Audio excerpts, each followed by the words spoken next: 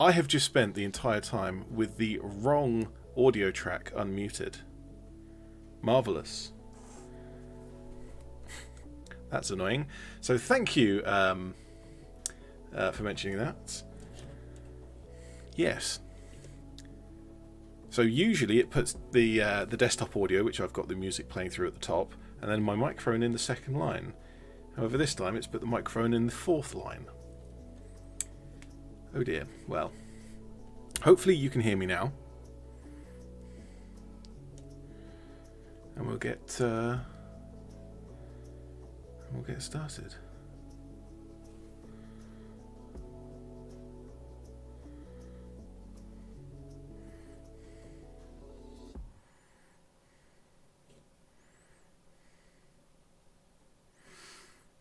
One thing I didn't account for when I pulled up the paint. This is a 3D print, which means it's going to drink up all of the paint from my brush. So I'm going to actually need to go back and get some more.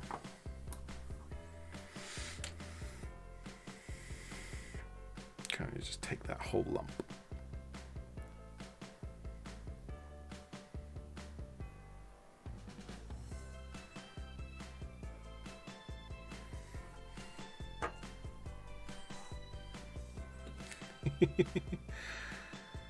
The music comes from there's basically two folders that I dump in when I'm live streaming. One of them is vibe tracks, and the other is the Dan Hennig, who's got a lot of stuff on the YouTube library.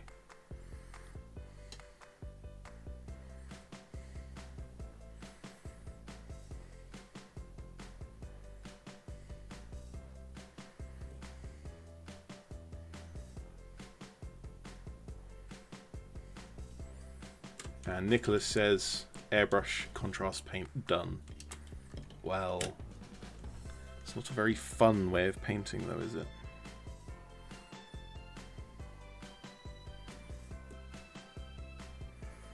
The thing about painting is that I like painting. Like, painting models is my hobby. Having painted models is not my hobby. And so I'm quite happy to go through a longer process of painting rather than the expedient contrast stuff. I have played around with some contrast paints here and there, and it's just kind of takes all the fun out of it for you.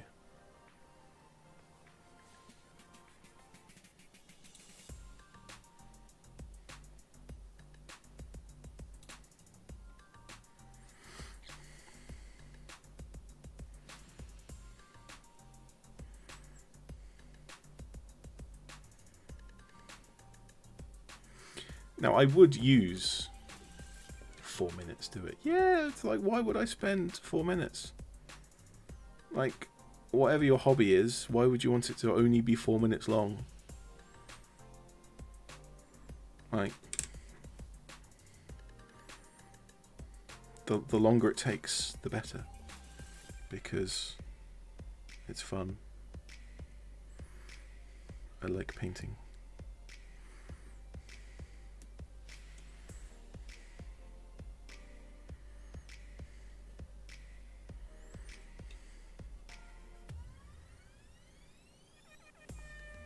I'm going to try and get into kind of the inside of the legs, because it's not that easy to get in under here, and it is just a one-piece model.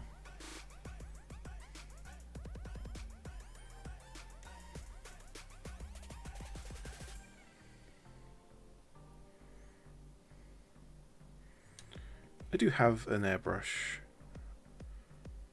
I spent so long trying to get it to work. Speed challenge. I'll take up the speed challenge to take as long as possible to paint a model.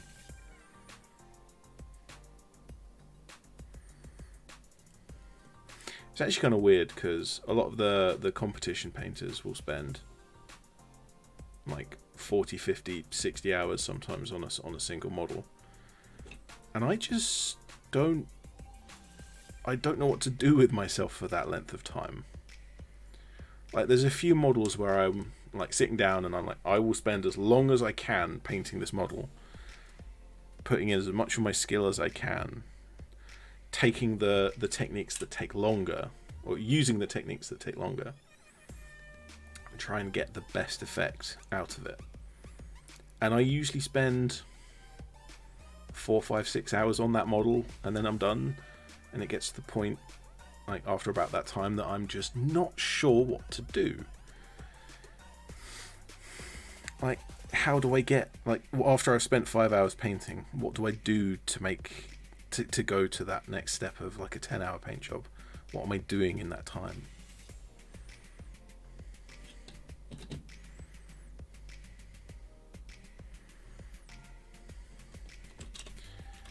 What are the ones that I've spent the longest on?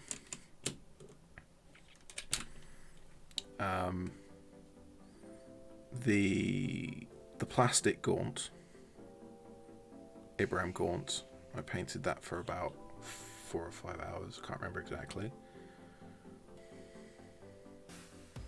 Cornblood Reaver that I painted on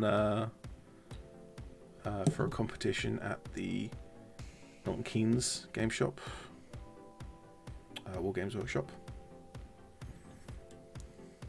Not Games Workshop, War Games Workshop. Big difference.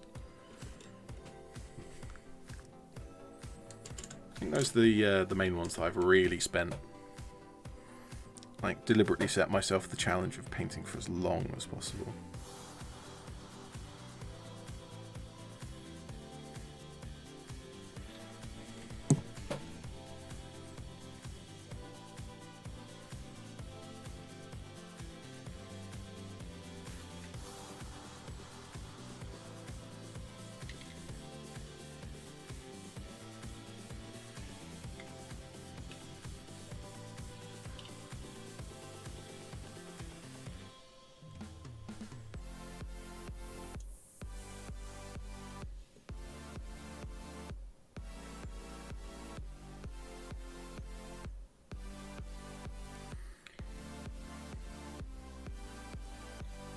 What are the fastest models I've ever painted? Oh, there's the question. Because I don't pay as much attention when I'm rushing through it. Some of my Tanith models get down below half an hour. Because I'm kind of painting just the same thing every time, and I know the process and just kind of get on with it.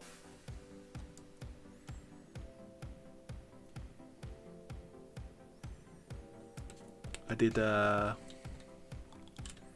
Gretchen, one of the old second edition ones. Did one of them in probably 25 minutes.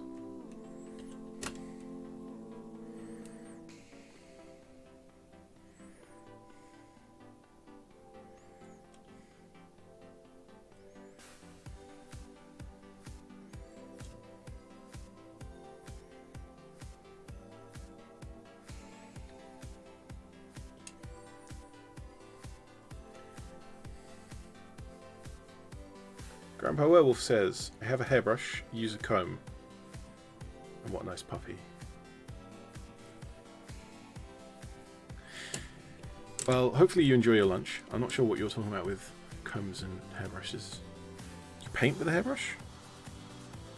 Or do you brush your hair with a paintbrush?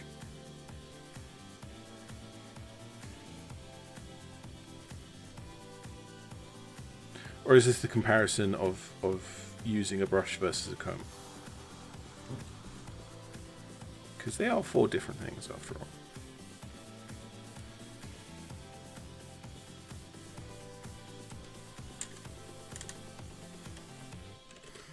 I'm gonna leave the face for the moment because I'll bring in some darker colours and I'll get the face kind of base coat the face with a darker colour.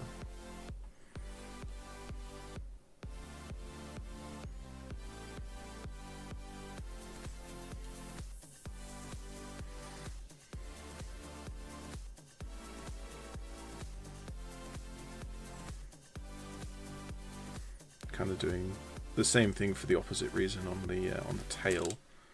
I'm going to leave that for a bit and then I'll paint that lighter. Can I? I don't think I can get into that leg.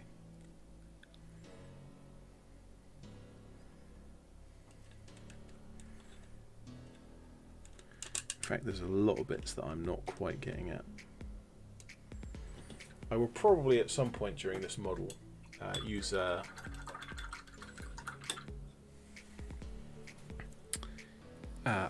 brown wash, and the grey with a brown wash on it will look okay. It'll all be in the recesses. Oh, painting. Airbrush. Oh, you heard airbrush instead of hairbrush. Yes, I use my airbrush to comb my hair.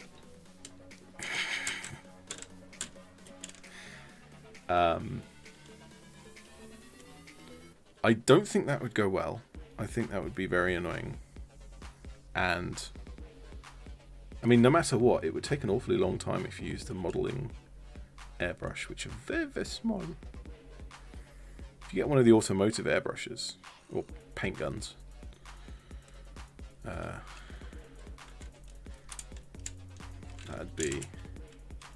it would take less time.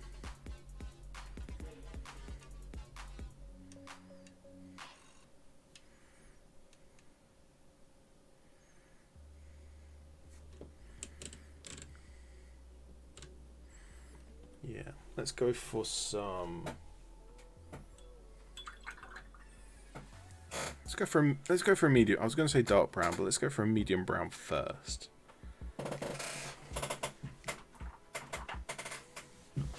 Because then we can kind of step things a little bit at least.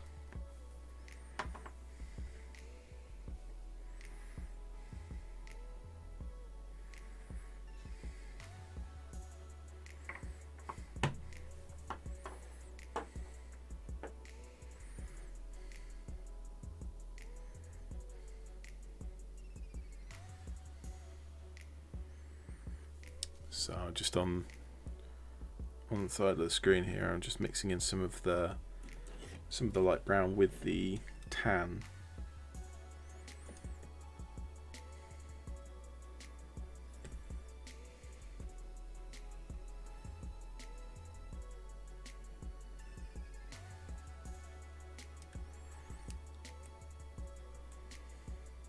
I'm using a different brush from normal, and it's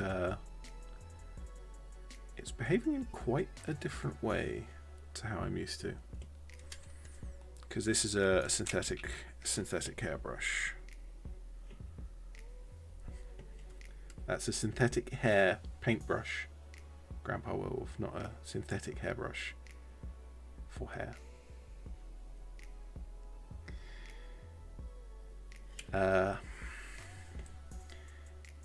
And it works fairly well. It comes to a nice point, but it's drying out really, really quickly.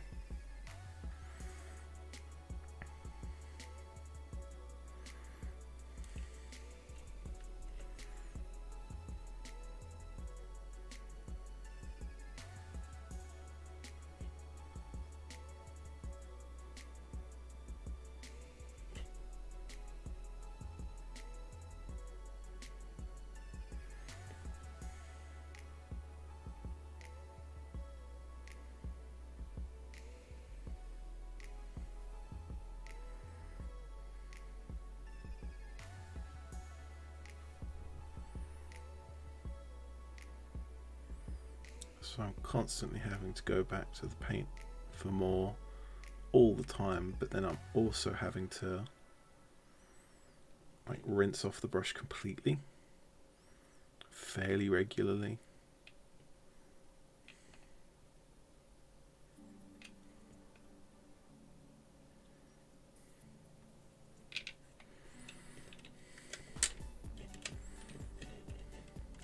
Paying attention to the puppy, yes. Oh, crew hounds, nice. I don't think I've ever painted a crew. I don't think I've ever really seen a crew in real life. The Tau were first introduced kind of as I was leaving the Games Workshop side of the hobby.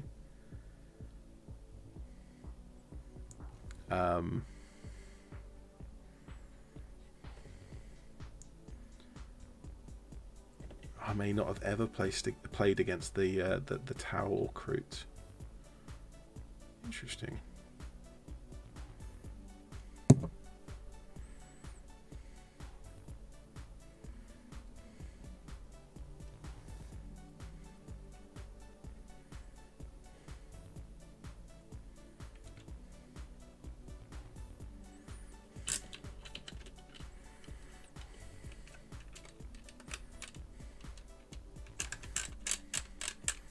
Keep forgetting that the way I've got this on the base, I can't quite rotate it. Sorry, the way I've got the base on the painting handle, I can't quite rotate it full 360 degrees.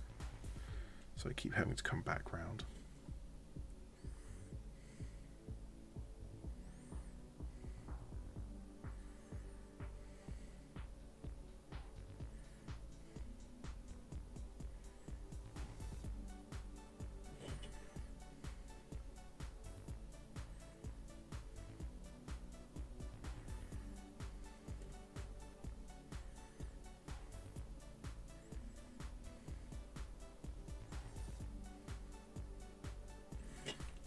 Trying to remember where I put the dark spot on one side so I can at least roughly match it on the other.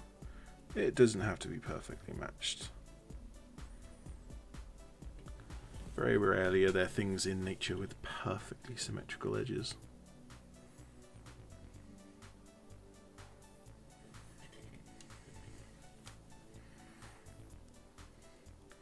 But at least a vague attempt.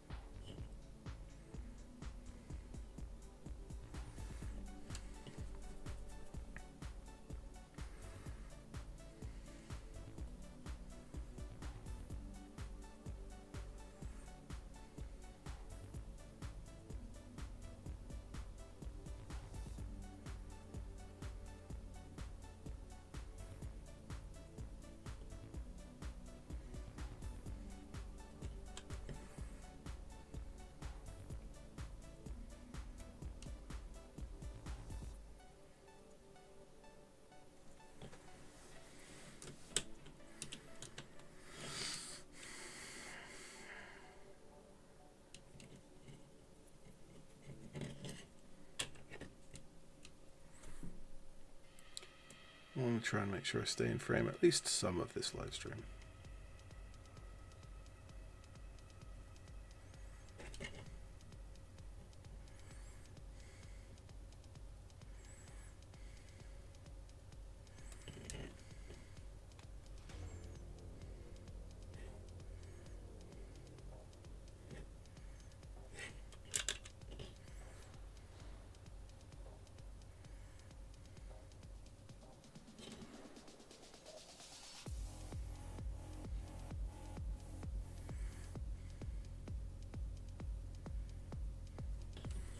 I'm going to have to throw some pink in the ears later on.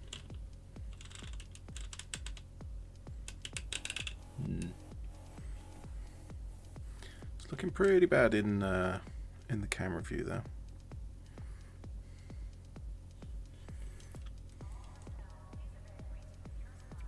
Not saying that it doesn't look pretty bad in real life, but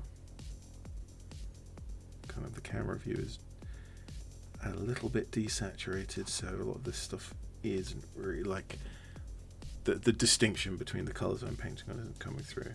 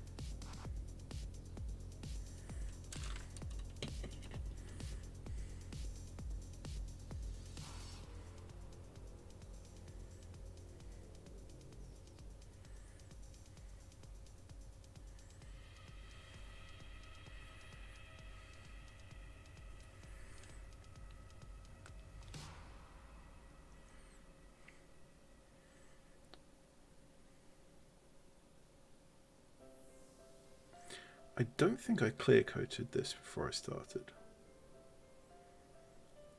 I went through a lot of my 3D prints recently and gave them all, or gave quite a few of them, a matte clear coat and then primer on top of the clear coat.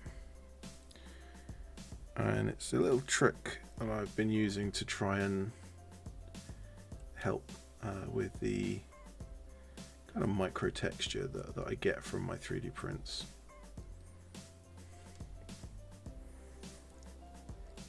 It doesn't help much, but it's like one extra layer of paint for the kind of filling that micro texture, so it just helps a little bit.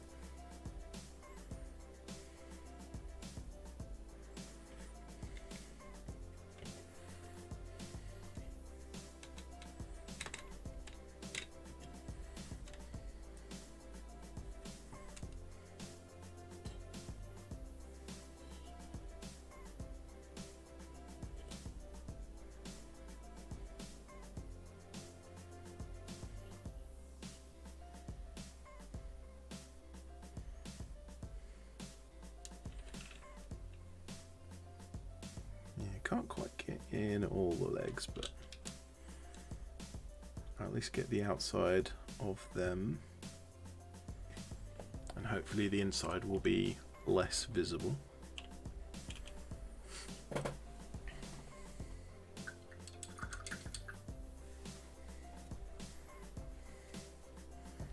need to move my paintbrush water up here. Right, darker brown.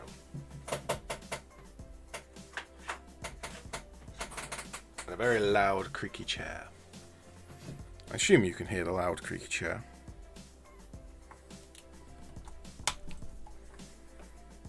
It is not a particularly old chair. In fact, I think it's less than a year old.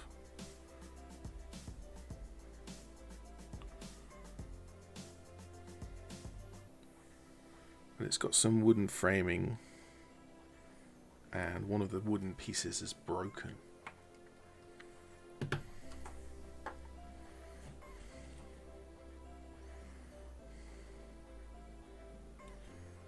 Okay, darker brown. Let's pick out some face features for this little puppy.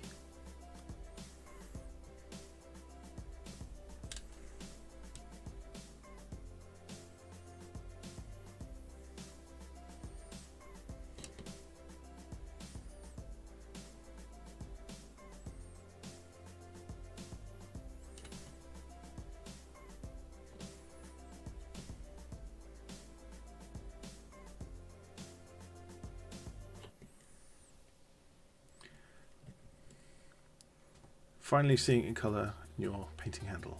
New print. Oh, finally seeing the colour. Right. I thought you were... I got confused between you talking about the painting handle and the colour of the model. I thought that you were talking about the painting handle being in a different colour.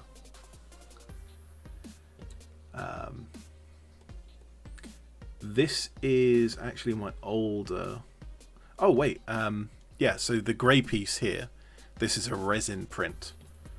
So the original for this one is over here, and it snapped. It snapped here after more than 200 models. So I'm not unhappy about how long it's lasted, but after 200 models, I've got a fracture there. I've glued it back together with the solvent, or rather, I've solvented it together.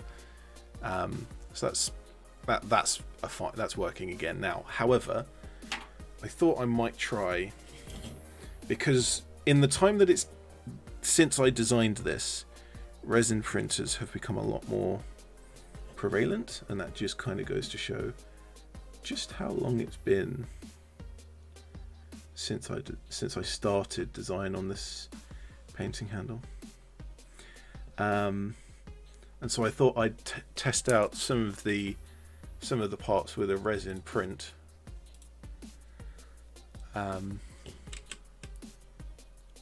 Because I know that people will ask, hey, do these parts work with a resin printer? And so I should probably find out the answer.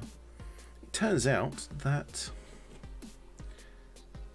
resin, generally being just a little more brittle than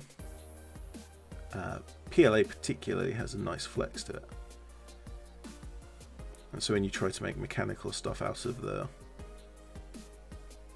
resin prints, it can shatter and it can crack.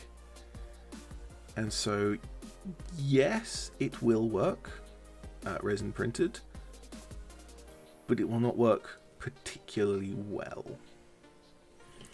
And I think even on this one, yeah, here we go. So that is one of the teeth of the mechanism has shattered off, unfortunately. And that's when it's been working against the plastic, because I didn't resin print this. This is obviously the PLA orange piece. So interacting with a softer material, and it's still shattered. If both of these parts were resin, it wouldn't last anywhere near as long. And I've only painted, I want to say maybe even only 5 models on this with the resin component.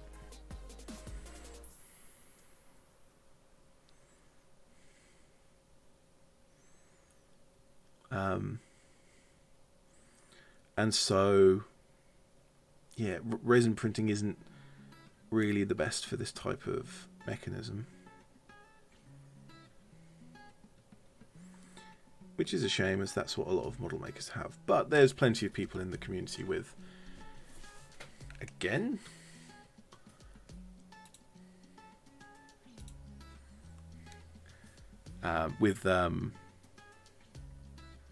FDM printers. I'm actually gearing up at the moment to actually release it.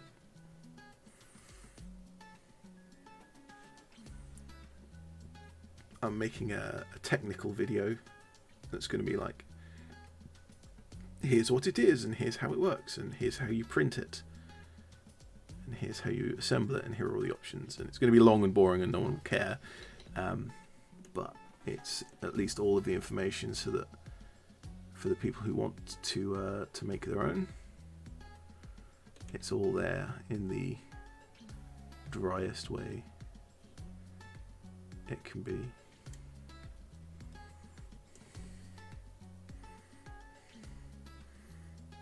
Again, I'm having this brush kind of dry out.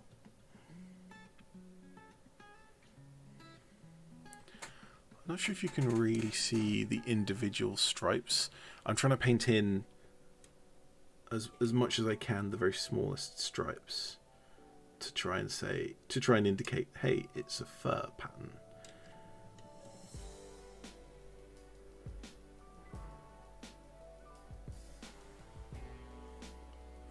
Unfortunately, I'm not able to be as consistent as I'd like, particularly as this brush keeps drying out. I should probably stop complaining about it and go back to my other brush, because it's like it's within arm's reach. But I guess I'm just being stubborn. I've started, so I'll finish with the wrong brush, because that seems like sensible. What's the best angle for this? Probably here. Is that still in frame? Is that focus?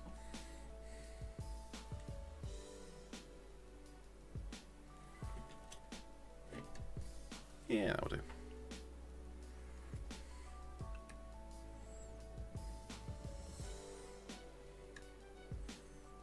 It's weird because it's such a big brush. I'm able to pick up a lot of water in it and a lot of paint as well. And yet it's still kind of drying out very quickly.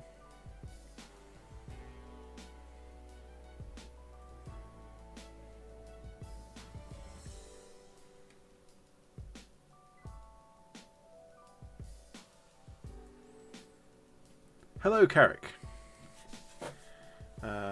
Grandpa Werewolf says, thanks for sharing the resin versus plastic insight. Don't have a 3D printer. Can't see myself having one. Not practical. Space, money, fumes, etc. Yes, it is the kind of thing that people keep saying is it's a hobby in its own right. And you need to devote the time and effort that goes into a hobby to 3D printing.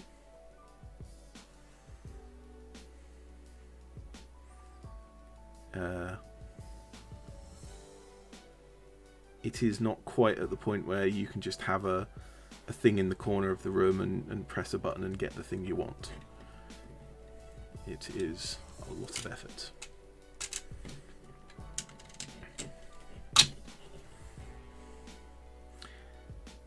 That said, it's not something that people can't learn. People with a technical mindset will learn faster because it is a technical thing, but I think anyone can learn kind of how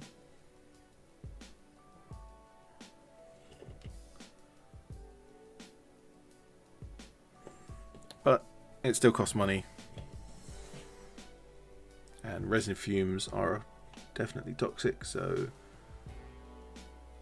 it's not, you don't want to be in the room with it. If you can have ventilation, that's for the best, so on and so forth. So yeah,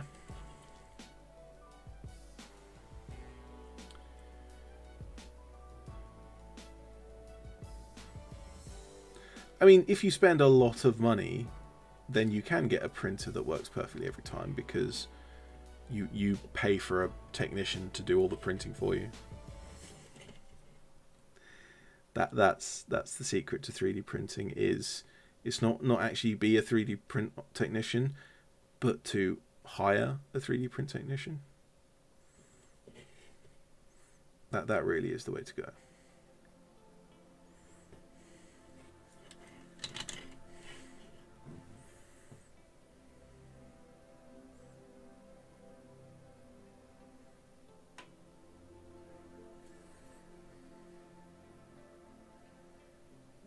Gotten super into watching scratch building scenery videos recently. Gonna have a crack when the funds allow.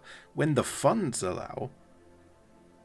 What kind of scratch building are you watching where you have to buy expensive things? There's no funds involved in scratch building. That's why that's the whole point. I just picked up loads of water by mistake.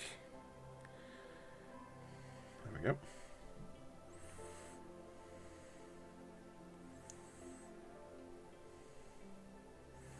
I mean, if you want to see a ridiculous video about some scratch bashing, like 2 years ago, Ratman and myself did a little video building some terrain out of Nerf gun parts. And it's pretty awful, the stuff that we made. It was great. You need a glue gun. No, you don't. Glue gun's crap. Don't bother with a glue gun.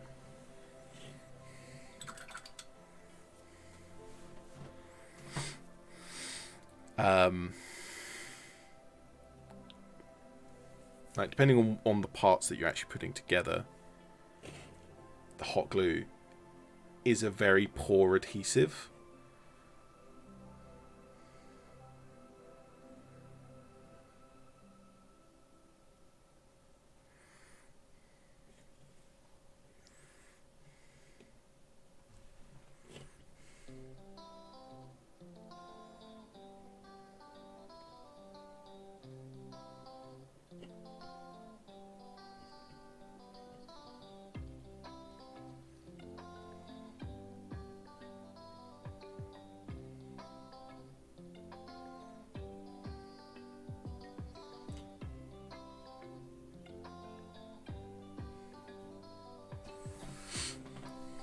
What would I use for sticking them together?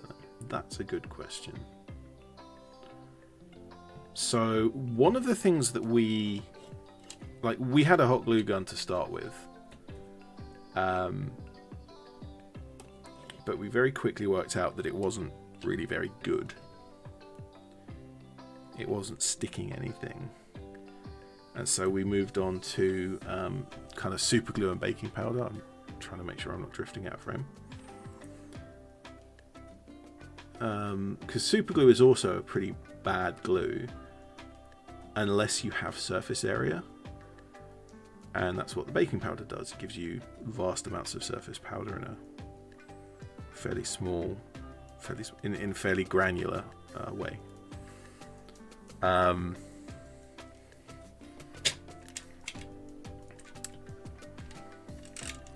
There's also things like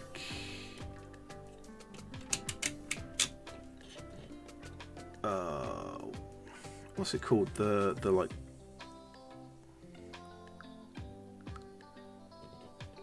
the wall for this. I guess that's not really an adhesive. That's for gap filling.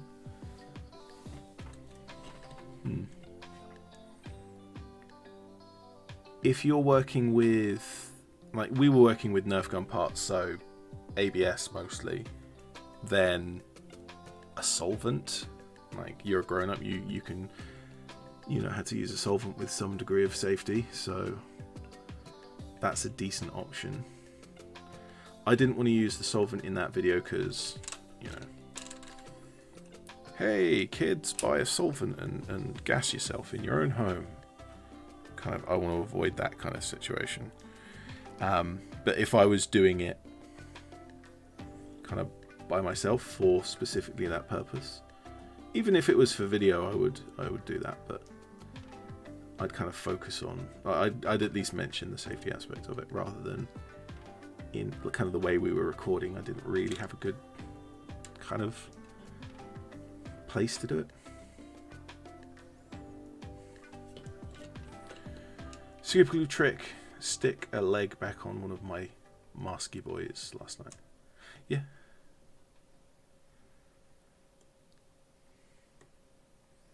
Oh, I don't have any of my cowboys up here anymore. I've been 3D printing bodies for the cowboys. The Great Escape Games set comes with loads and loads of spare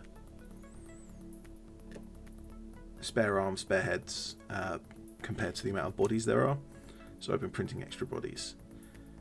And whenever a part doesn't quite fit, I'll super glue it on. You have to super glue it for resin. I'll super glue it on and then I'll pour baking powder over the join and it fills it surprisingly well. And it gives a little bit of texture, but it's not actually too bad.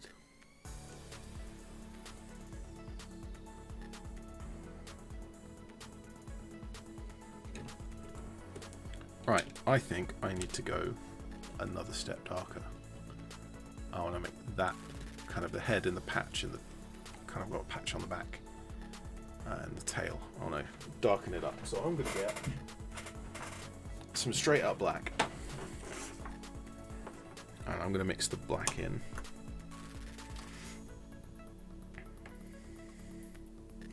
And I've accidentally left a streak of the brown paint in my black paint.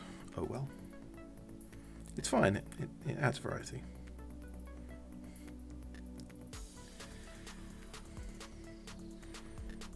And mixing those two will give me a very dark tone. Yeah, there we go.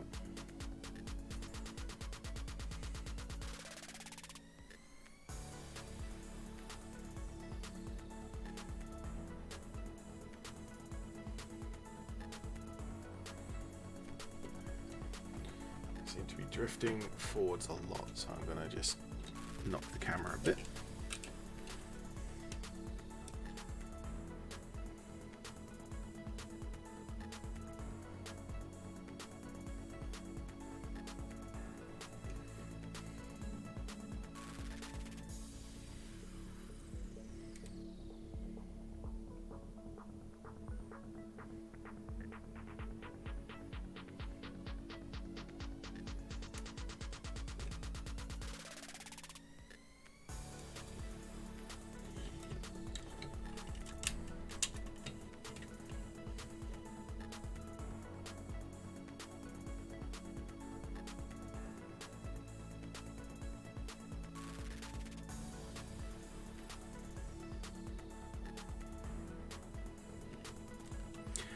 I wonder how well acetone works as an adhesive.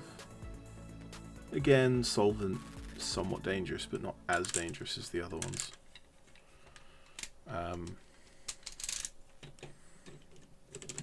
But if you made up like a jar of sprue goo, just sprue slurry with acetone,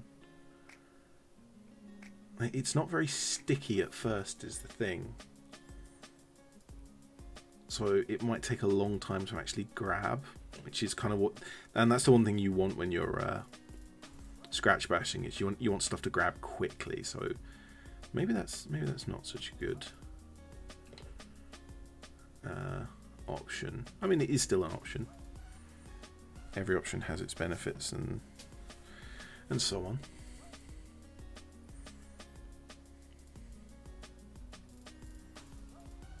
I do want to try some like landscape terrain out of sprue goo, because that's something that I think could work extremely well. My plan at the moment is to melt a sheet of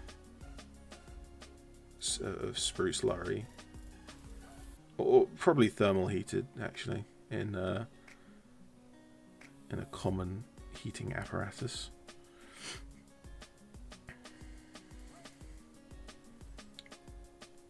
But then applying that to some kind of structure where from the sheet it will have ridges and bumps, and then when it sets, when it fully dries, you can then texture over that grass tufts, and I mean you can even cut into it and make tunnel entrances, and there's lots of options that I can think of.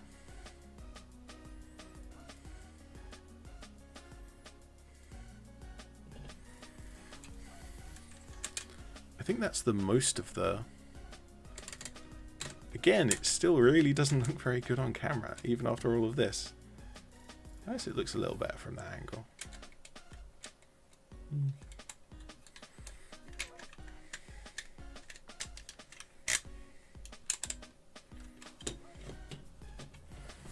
Anyway, let's get some more on his face, just to darken up these spots, and then we'll get a wash on.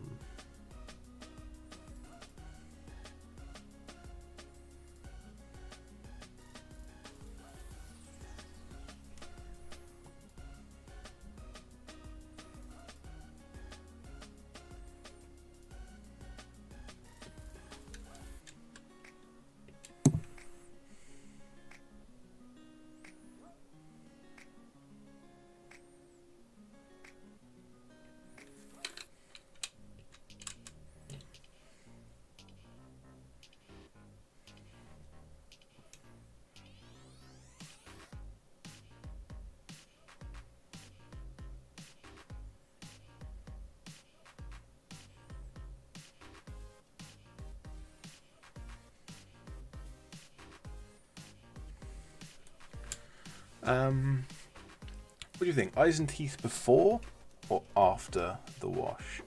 I think after will probably be the ticket. Yeah, let's go for a wash now. And given we're using a synthetic brush, there's no point changing it.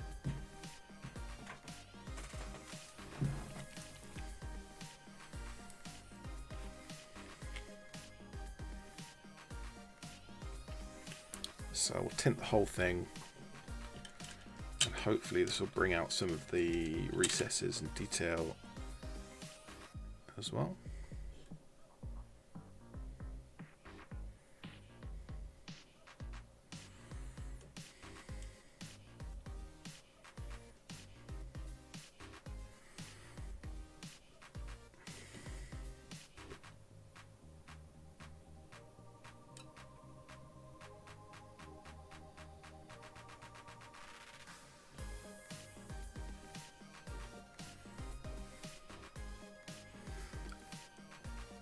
Moosecloth Media says after, as washes are always messy, which is entirely correct. So probably the best way. Also, hi Moosecloth, how you doing?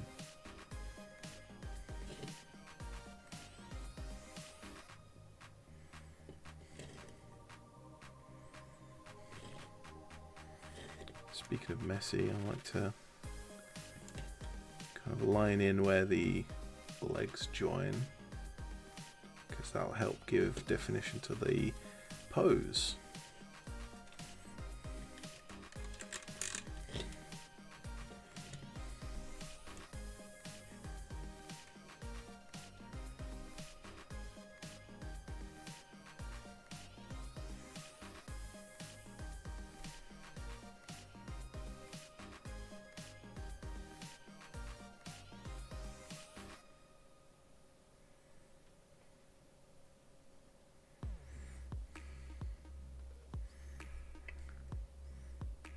Looks like I might need a little more as well, because I've just run out.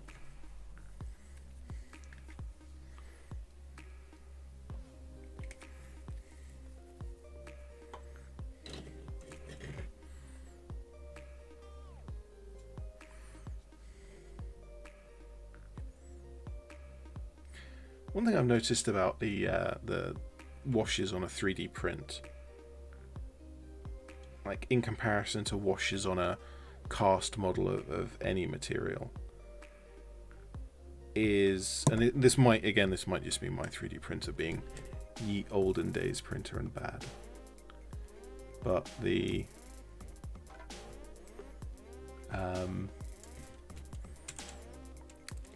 it tints much more of the surface. Like I would expect if this was a smooth, like casted version, that stuff like this would be only very finely tinted, and all of the like individual fur texture here would come out very nice.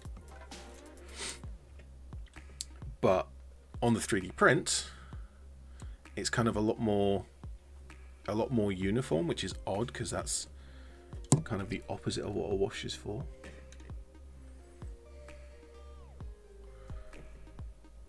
Moosecloth is building some Tanith models.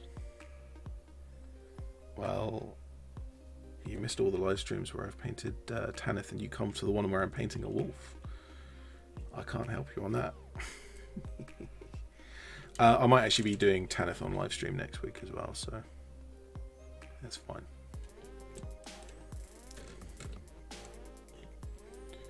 Alright, we'll need to let that dry for a bit so that we can carry on with the eyes and mouth and ears, and I'm dropping my brush all over the place.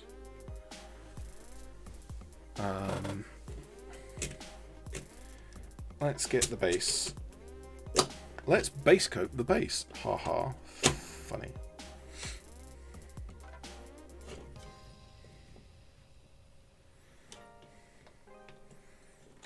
And a little tree stump as well.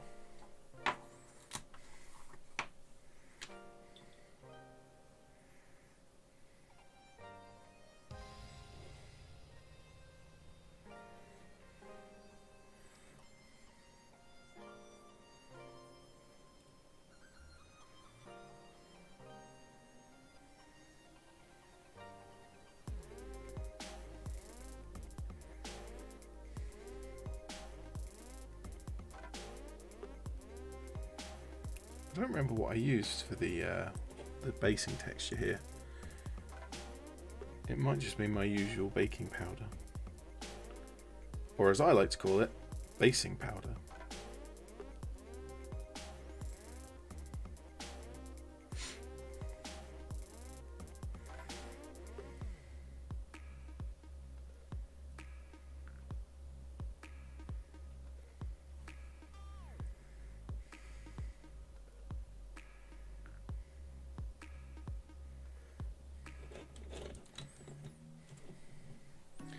Last 3D print, washed it and just showed up the layers of the print. Yeah, I've had that happen as well.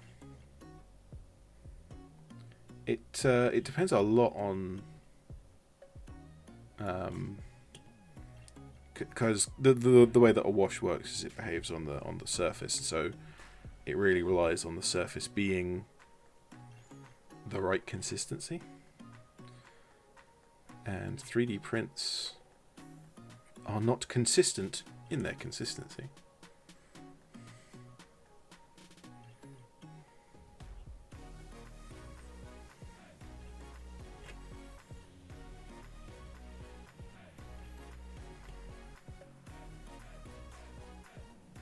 Another model that I've 3D printed model that I've been meaning to get to is I made a Colony Orc Viper. So it's a colonial Viper from Battlestar Galactica, but with an orc in it. And that's it's a pretty fun model. It needs some more distressing and like damage before I paint it. But the main body of that is, again, it's 3D printed, so I'm going to have to deal with.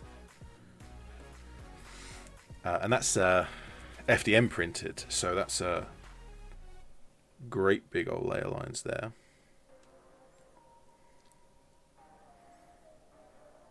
I'm sure this is very interesting on camera, me trying to desperately reach all of the parts of the base of this model, which is of course extremely difficult.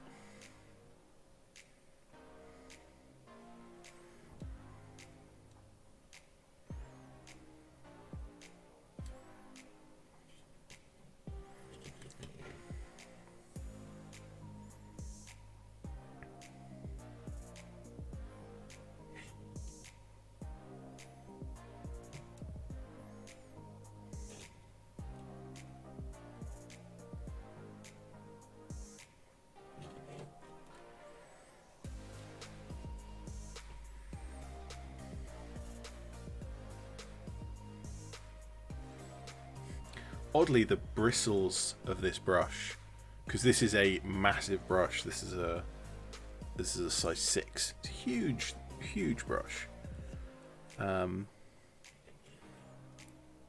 Even getting the bristles of the brush into some of the parts of this model is proving challenging.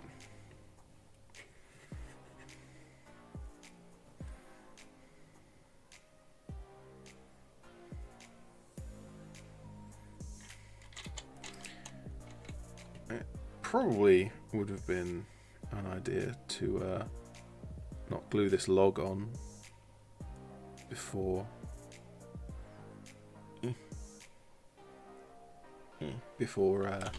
painting, but well, that decision has already been taken, so I can't go back on it.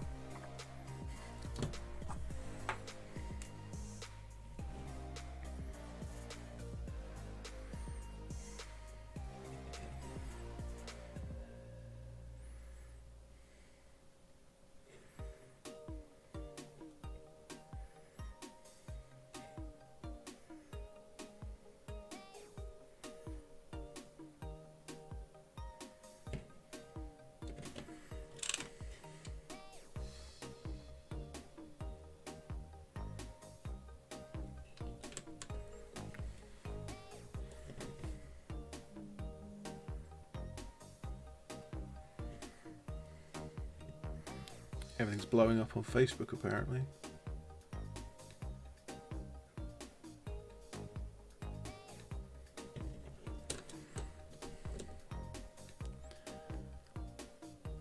even though they're the same paints, it's literally the same paints I've just taken off the wet palette,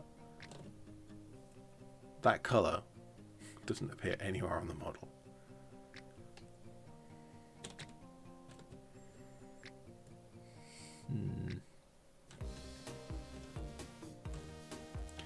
It really does not look good on camera.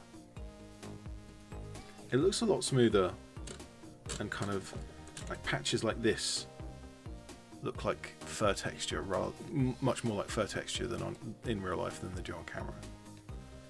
The camera's not being kind today.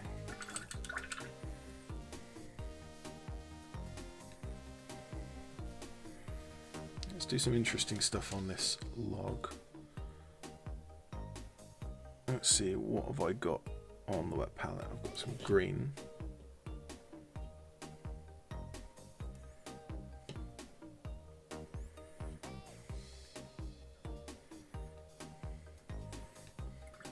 That almost doesn't show up at all. Got some of this kind of a mix of brown and green that I made a while ago. Let's use that up.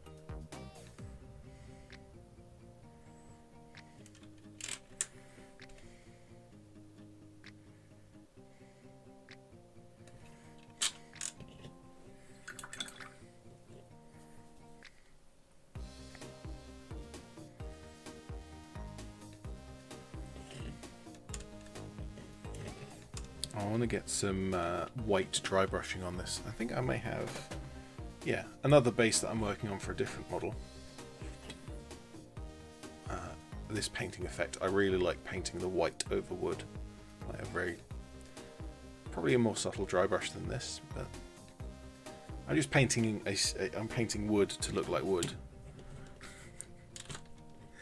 That classic mini painting trope, state of being.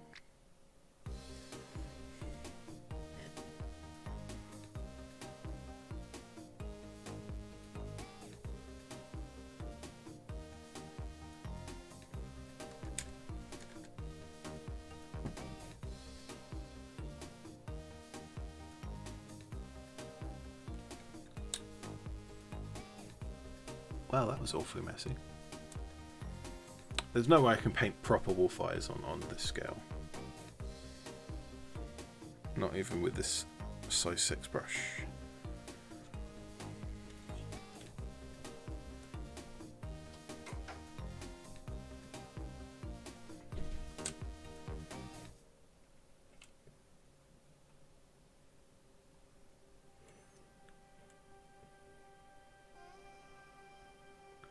But at least I can paint something approaching eyes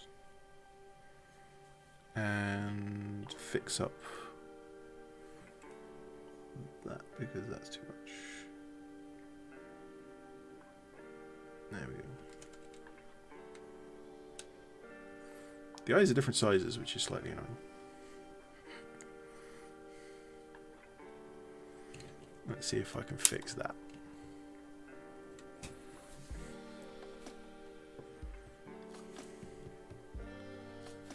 Some miniature eye surgery.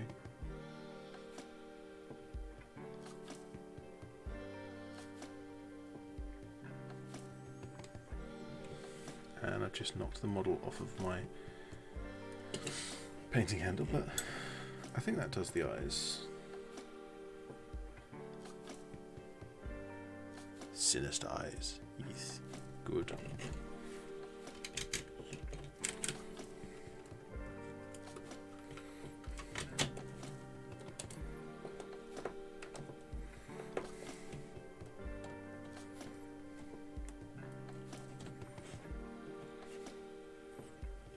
Right, I think that's on properly now.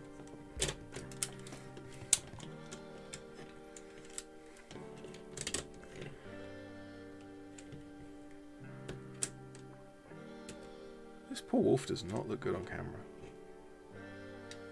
I mean, it doesn't look amazing in person, but it looks worse in camera.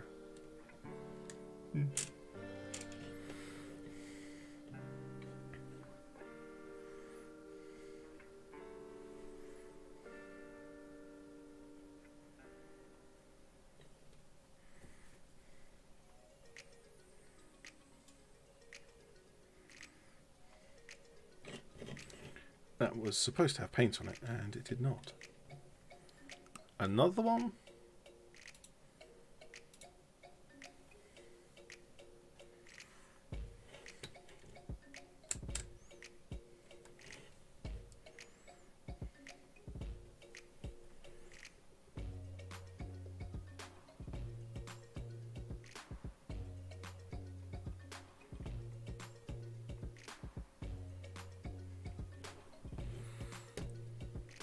Teeth.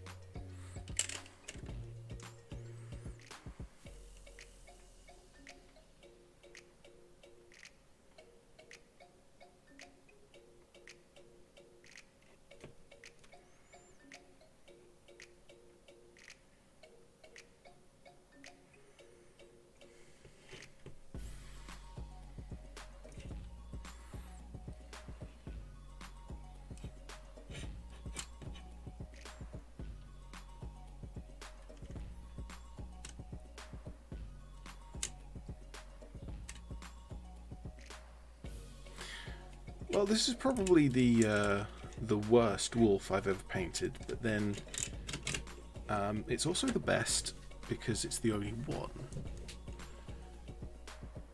Somewhat disappointed that it looks so poor on camera, given that I'm live streaming it.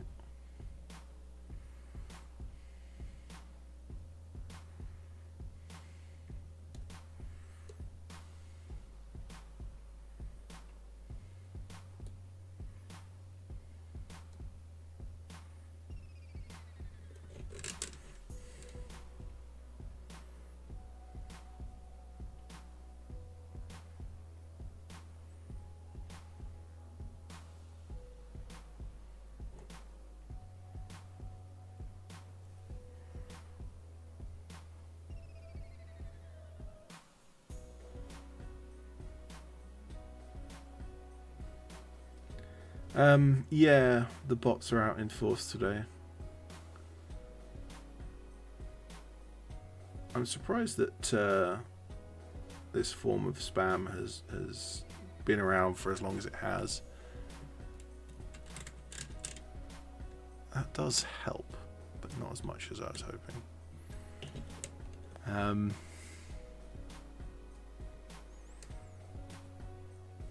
The accounts don't actually last very long, but it actually needs people to report them, and once they've got a certain number of reports, they kind of just get automatically killed off.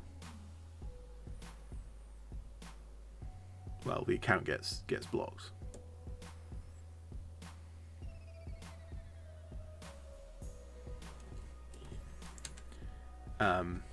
But yeah, there's no automatic, even though they're all the same format. Like, it's 3 words with between 3 and 5 letters in each word, and then a link to something dodgy.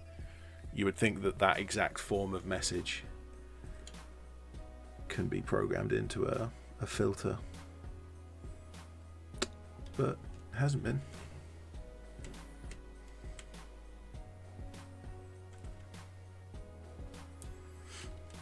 It's going to come a point where I give up on this thing and just assume that it's as good as I can make it.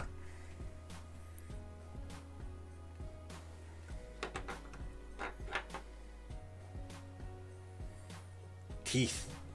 Curious sculpt. Slinking, sneaking, or attacking. Well, he's definitely seen Summit. Where's the other one? The other one's a little more of a casual pose. Oh, where's the focus? Focus is there-ish. I also primed this in a totally different colour.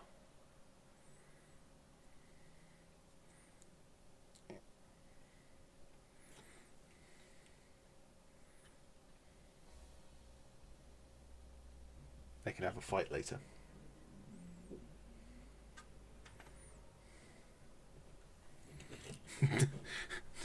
Grandpa Werewolf says Dodgy Links sounds like a cowboy name. A cowboy for a modern era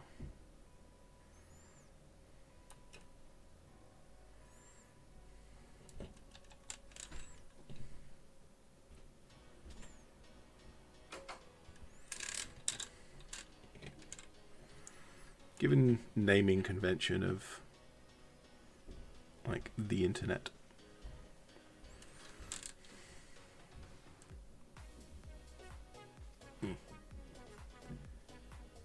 A lot of the nicknames that work in the cowboy era would probably work quite well in the modern internet. That tree looks really good in comparison to my kind of poorly painted wolf. I mean, it's starting to look alright. The wash helps a lot more than I thought it did. And there's a lot of that fur and texture in there.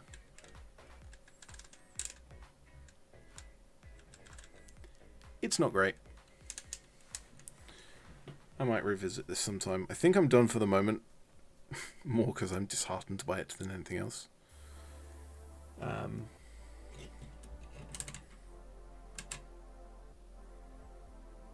Might come back with a different brush and do some better detailing on it.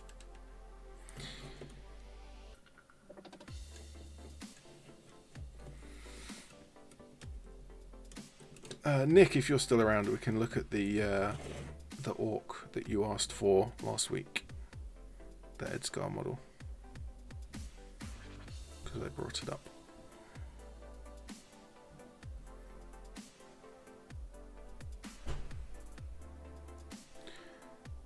Or we can have a little vote to see what model I paint next, because I haven't decided yet.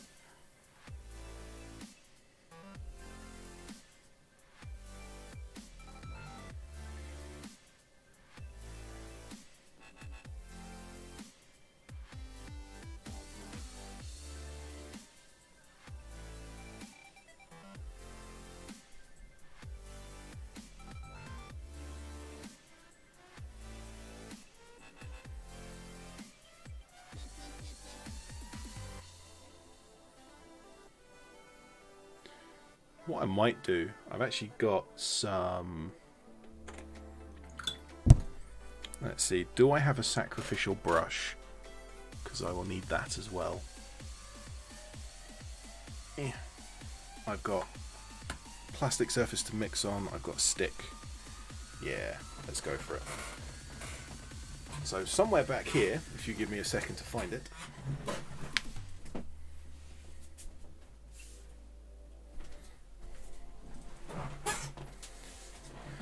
I have recently been brought some snow texture.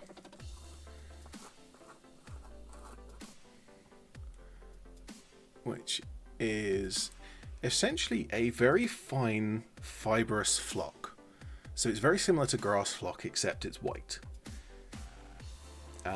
We've got two different types. There's one that's...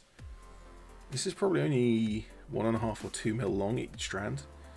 The other one is quite a bit shorter, probably just less than 1 millimeter. And I think we can put some snow down on this base and that would look pretty cool. I do want to dry brush the mud a little before we do that, so let's refocus because I'm going to be working off of the painting handle now.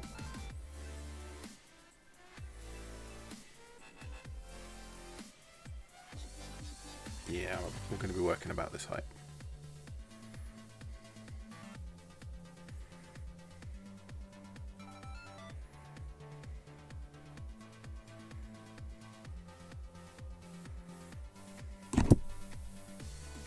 And also I'm going to be smashing the microphone. Not sure if you heard that, but that's what that was. Loosecloth Media says fur is difficult as it's not all like one kind of colour. Patches of grey, and yes, I have included various shades of brown, so there's different pigments of brown going in there. I also mixed in a bit of black and white, and black, white, and grey. 3 different paints that just happen to be on my wet palette.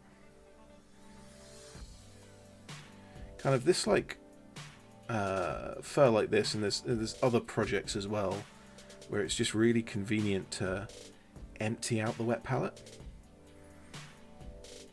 Like all of those projects where you've kind of half finished the colour.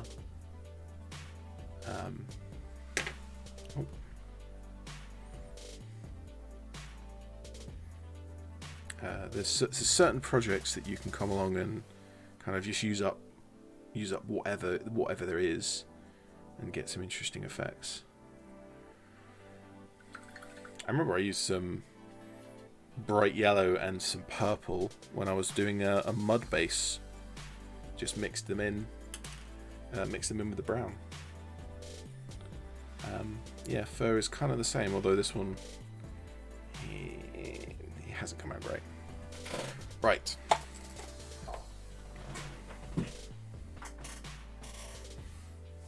So I have heard it said that matte medium mixed with snow effect can be a very good effect. And I don't want to rush around and find my PVA glue because that's downstairs somewhere. But I do have this. Oh. So let's have a go.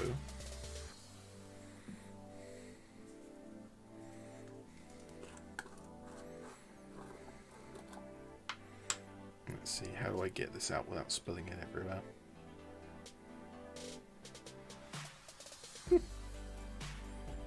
Because it's fibrous, it's all kind of matting together.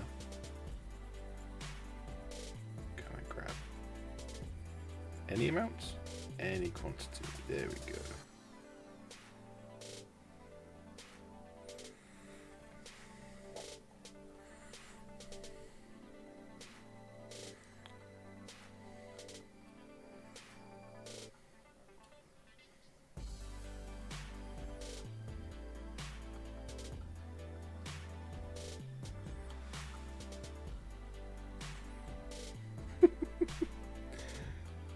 This is kind of oddly quite difficult, actually.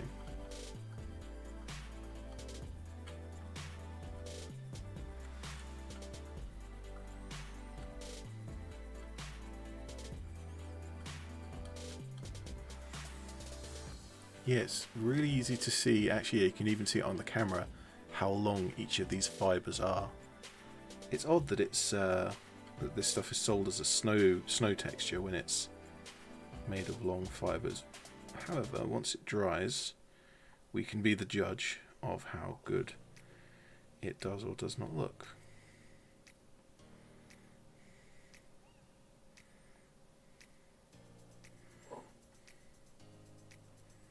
Oh, it's focused. There we go. So I don't want it to be a full, like, thick covering of snow.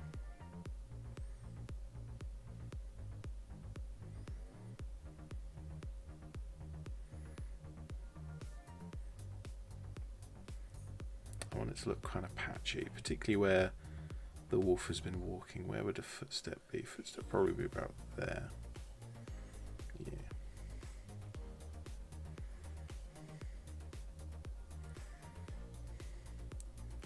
And it looks like I'm going to need an awful lot more because that only did a tiny bit of the base. It's certainly a nice change of colour from all of the brown.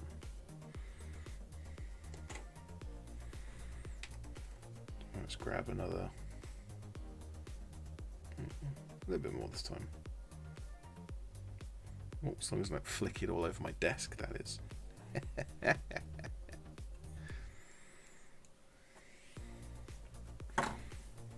And again with the matte medium, which is, matte medium is of course, for those who don't already know, the binding of acrylic paint, and so you can easily consider this to be clear paint. But because it's acrylic paint,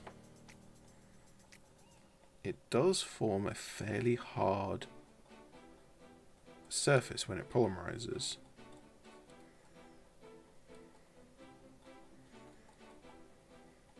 think I might need a bit more. And so it actually does work as a glue so long as it has some aggregate to hold on to. Kind of like we were talking about super glue earlier. Having some baking powder as aggregate for super glue makes a very hard and relatively strong material.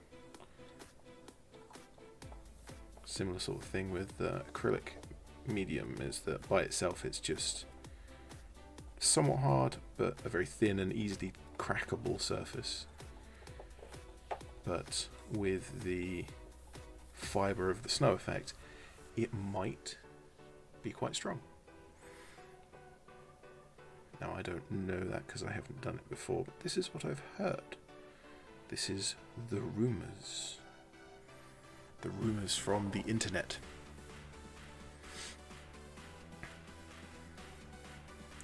Which are, of course, often wrong.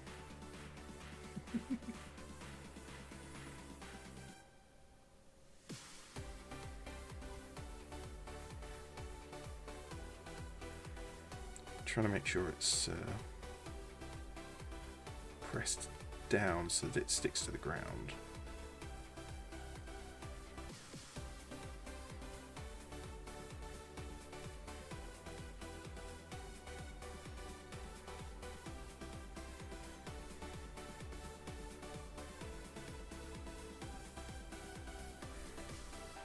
I wonder how long this will take to dry, because while it is acrylic, and acrylic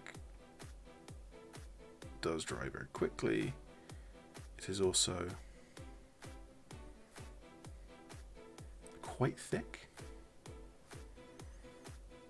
Moose Cloth Media says a bit of cracking may help the snow look more natural, which actually is a good point. I don't know if I can induce that. Or at least I don't know yet, because I have not used this. And this is the first time I've used this snow texture. Because Ratman only brought me up this weekend. I think that's looking a little dry. So what I might do is grab just some matte medium and kind of paint it on top.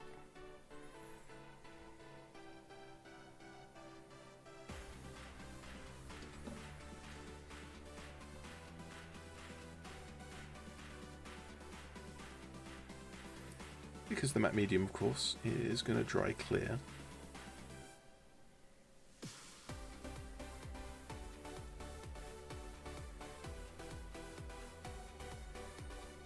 Yeah, it looks like my second lot didn't really get enough matte medium, or it wasn't mixed well enough.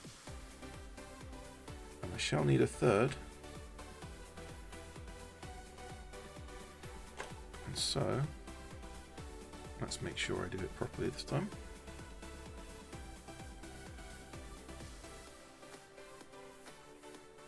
Don't need that much. There we go. That should be enough.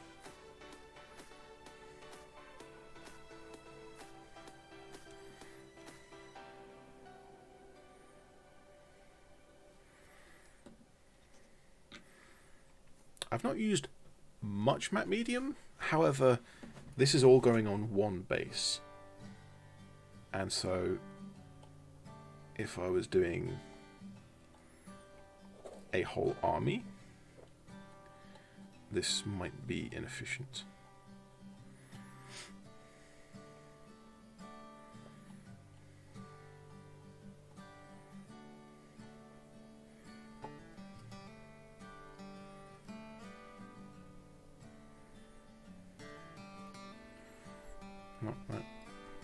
Working out of frame again.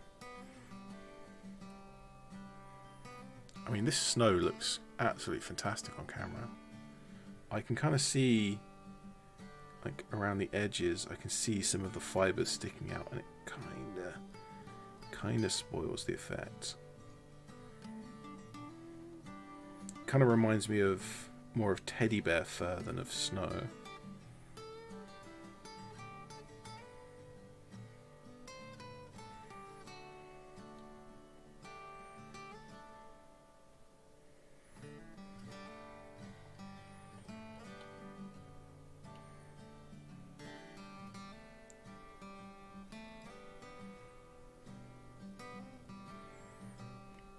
And it is steadily getting absolutely everywhere because it's really hard to pick up with a toothpick.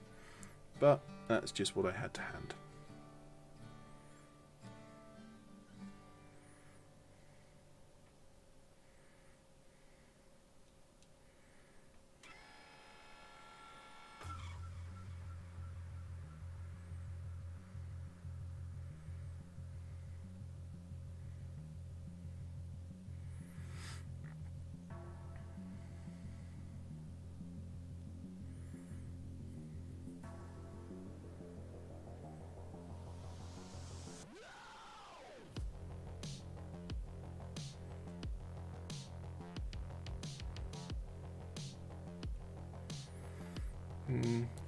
Yeah, the first stuff is drying quite quickly, and it does just look...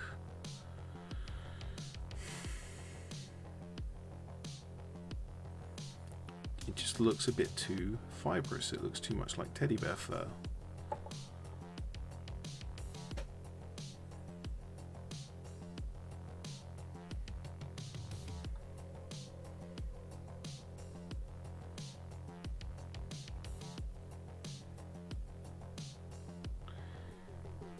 Maybe matte medium is not the way. I think it needs something a bit more like PVA glue would leave some volume to it, and would potentially hide the fibers a little better. Probably not by much though. I wonder if PVA glue and then also adding a bit of white paint so that because PVA also dries clear. Actually, maybe just the matte medium with some white paint mixed in. This will require experimentation. And as you know, whenever I experiment with anything, it turns into a video.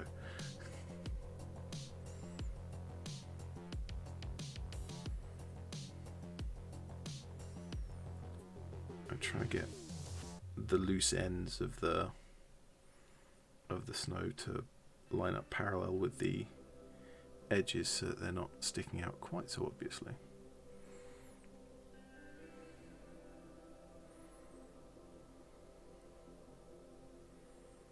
I mean, overall, that's not too bad.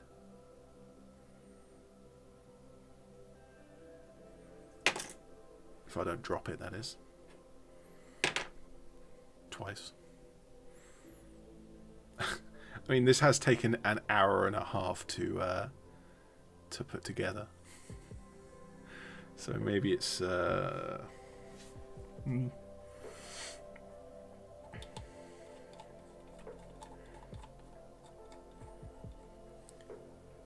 Actually, I've got some white on my wet palette here.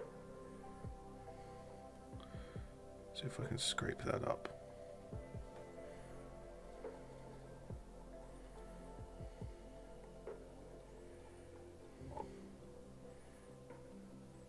And then we'll know that in this corner there was some white paint mixed with the acrylic.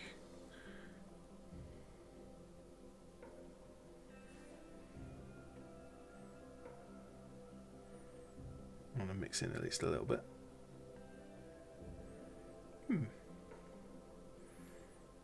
And we won't know until it's dried if that has worked at all.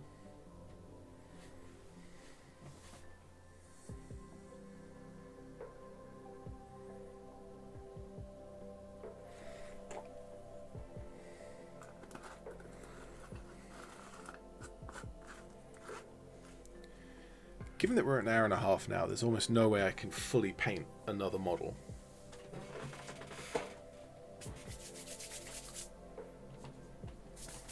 Ah, it's worse than the cat hair. It's everywhere. This tiny white fibers.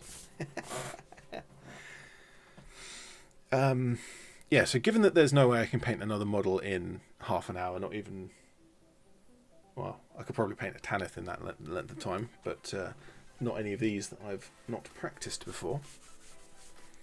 I might finish up the stream a little bit early. But I certainly want to leave this enough time to dry to see what the effect looks like. So instant Q&A, go. Questions in the chat.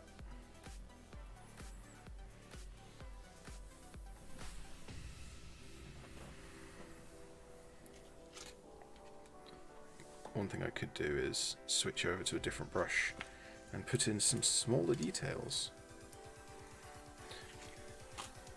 The brushes in this video are the cheapest brushes that I've ever had. These are Dollar and Rowney, which I think is an American brand, a size 6 and a size 1. And I'm really liking the size 6 because it comes to a very sharp point, but it's absolutely huge.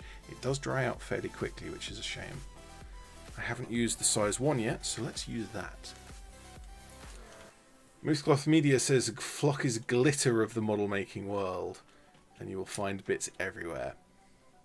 Yep, can confirm. When I did the when I was trying to build that homemade like static grass applicator, I just found flecks of like little hairs of the green grass absolutely everywhere. Moosecloth Media also asks, favorite model that I have painted.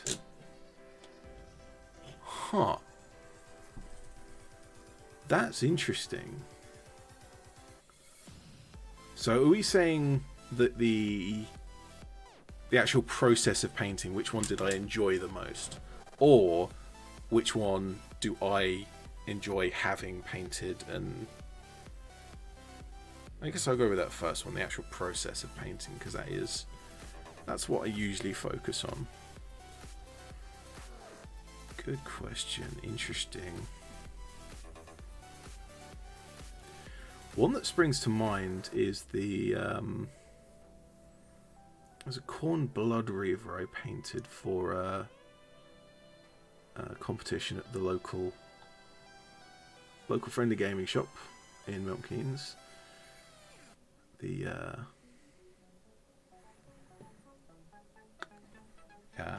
limited palette.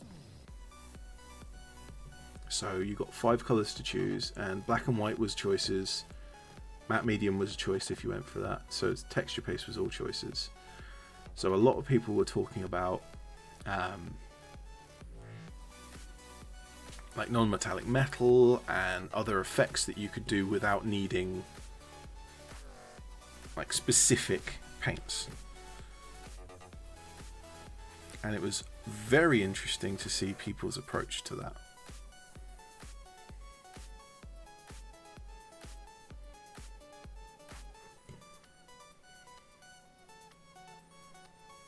I guess that's also enjoyable because I was painting in a group.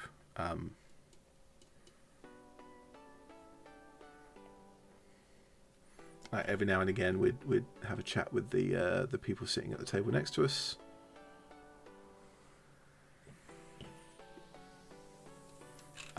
About the models or about kind of nothing in particular, and it's just nice to paint in a group. It's not often I do that.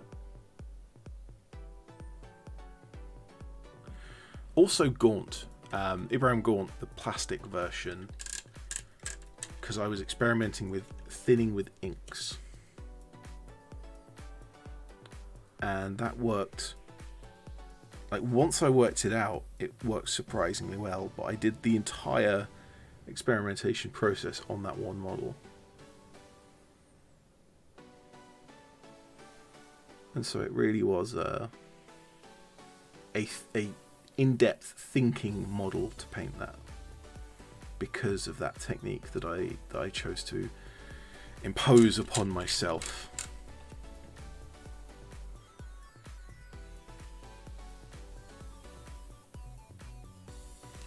I guess that would be one of the things that interests me the most is the kind of technical side of things.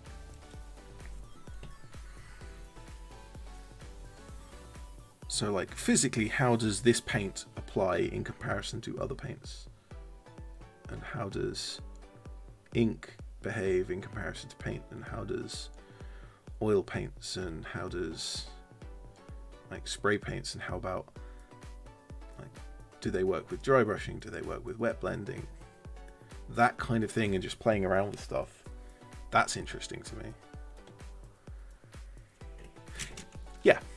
Okay. There's also the fact that both of those two models that I was talking about, they both came out pretty good looking. I would say that the Blood Reaver's probably technically better, and the Blood Reaver's probably the best model I've ever painted. Probably.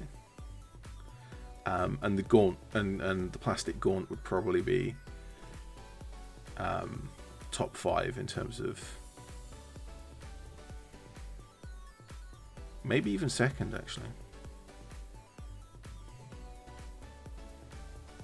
I liked painting Madonna Uluntai, because that's a model I went out and tried to find for several years, and then I just got lucky and found one on a Facebook Marketplace post. I say lucky, I paid £15 for it, which is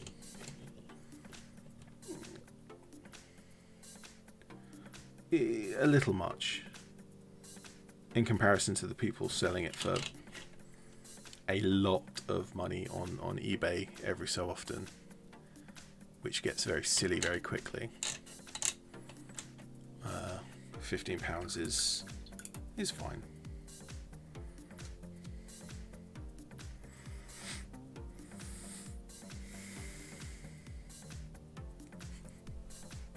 Totally different answer.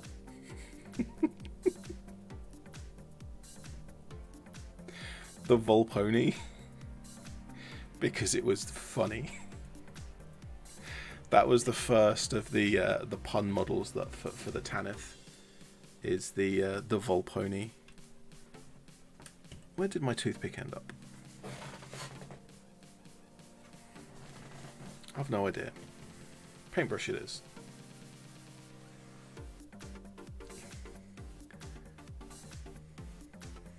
Just got a bit of this sticking up.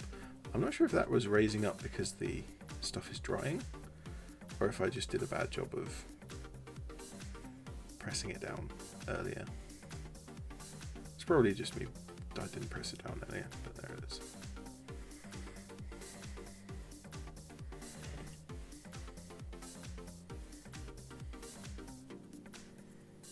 eBay prices are crazy.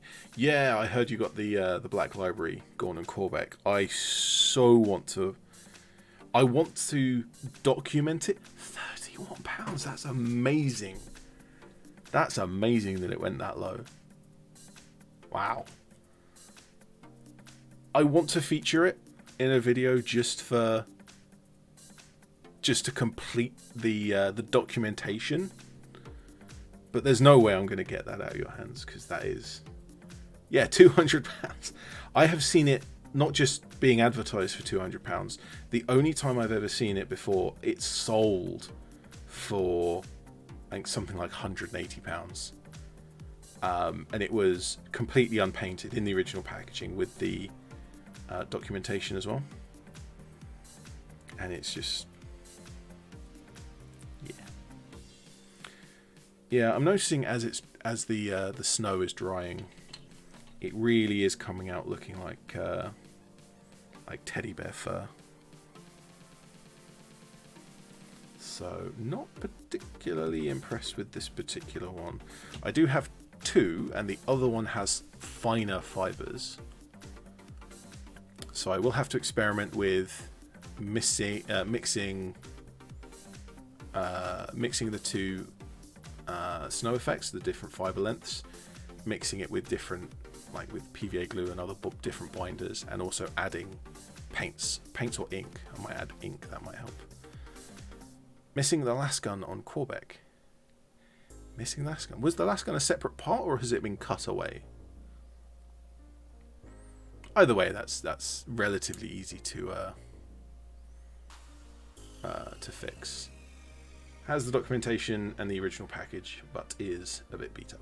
Oh, the box is a bit beat up. Yeah.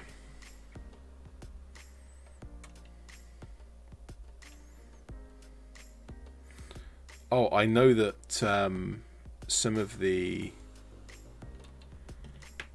metal Gaunt's Ghost set, the 2002 metal set, the main set, they were sold in the white mail order packaging.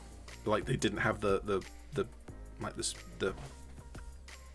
proper detailed box. And I know I've heard some people complaining about that they've gone out to buy this really cool set for the collection, and it's just come in this boring, dull box. Oh, the last gun's a separate part. Huh, okay. Yeah, like I said, I haven't really had a chance to have a look at it because it's so rare. But yeah, that should be an easy fix. Even if it's missing hands, that's fairly easy to fix. And you can give it the long las gun, the las carbine that's longer than the las gun for some reason, but whatever, with a Cadian body and the Catechin barrel set.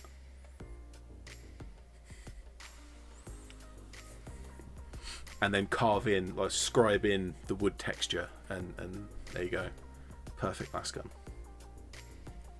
That would be interesting to see on that model. I need to do that, actually. I think I've got all my las guns up here, but I need to do the like the las gun variants, Cantrell, Galaxy pattern, the kind of stubby carbine you get from swapping the barrels, and then the Tanith carbine.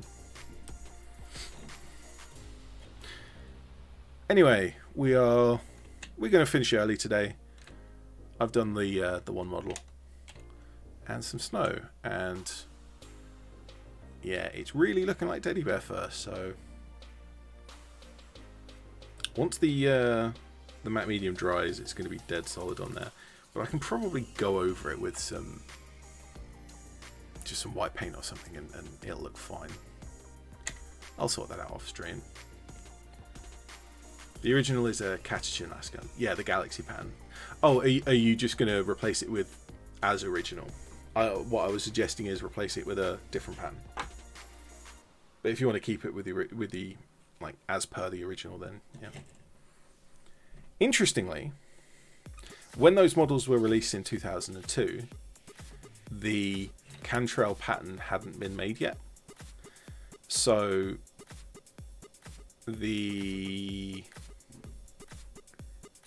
I can't remember what pattern the old Imperial Guards had, but the Catechin plastic kit was out, and that was the Galaxy pattern.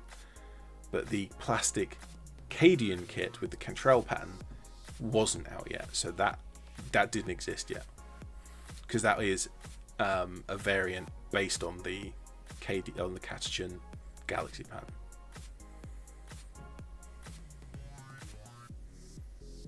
Anyway, so thank you to everyone who's popped past for the live stream. We have just about painted this wolf, even though it doesn't particularly look amazing. Maybe I'll paint the other wolf and see if I can do a better job on a metal, because this is a... I'm not sure if you can hear that, but this is a metal one. I've glued a piece of stick to this one as well with some mushrooms. But I'm pretty sure that this being a metal model, I can do a better job than on a 3D printed one. I usually can, but maybe that's for another time. But for today, thank you very much for coming. I have to work on a video for this week, because the footage that I've been looking at for a unit of Imperial Guard Tanith models with, instead of a normal base, they are submerged in water, and I think that's quite interesting. But I need to do some more recording, and I need to get another resin pour, and that takes 2 days. So to get that done in 6 days time, there's enough time. I just have to make sure I do it. Anyway, yeah, thank you everyone for coming. I'm ED-SKaR, I always will be, and I'll see you next week for another live stream.